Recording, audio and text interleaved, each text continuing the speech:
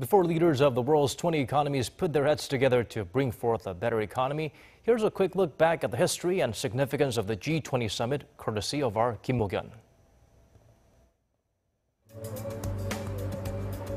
Back in 2010, the G20 Summit was held here at the COEX Convention and Exhibition Center in Seoul. This time around, the summit will take place in the German city of Hamburg.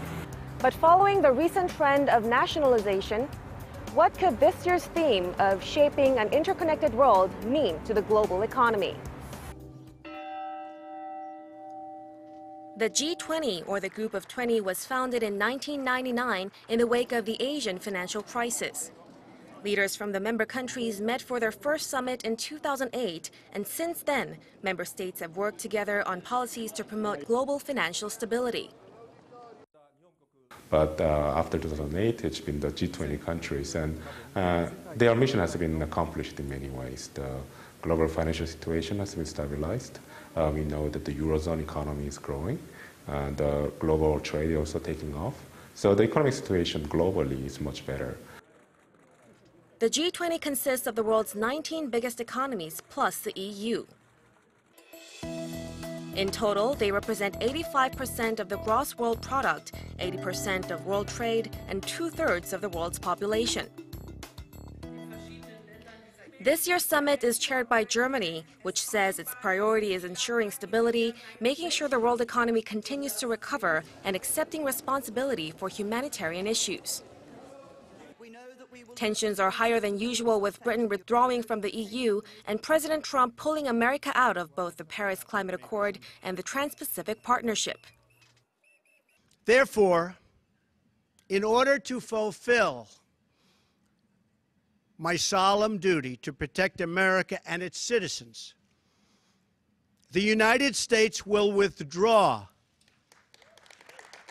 from the Paris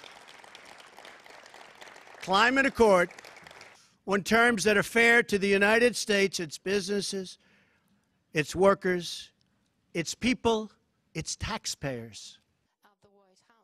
But according to German Chancellor Angela Merkel, it's about promoting globalization wisely and equally.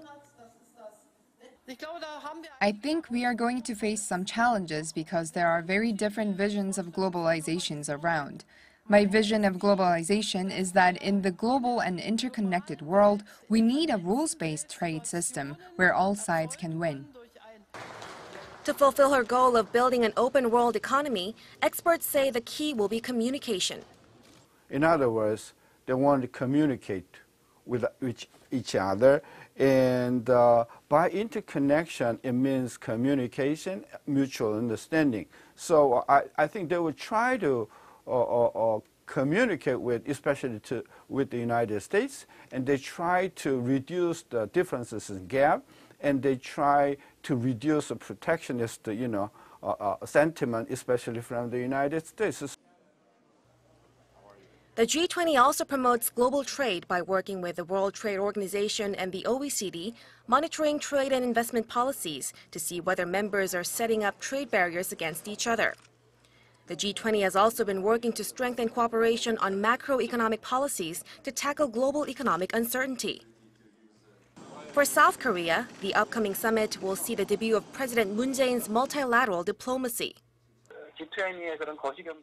The Korean government is planning to introduce the new government's key economic policies to the G20 nations and seek ways to create mutual assistance in terms of trade in the future. And President Moon is expected to discuss those topics with his fellow leaders with a shared goal of international financial stability. Kim Mokyeon, Arirang News.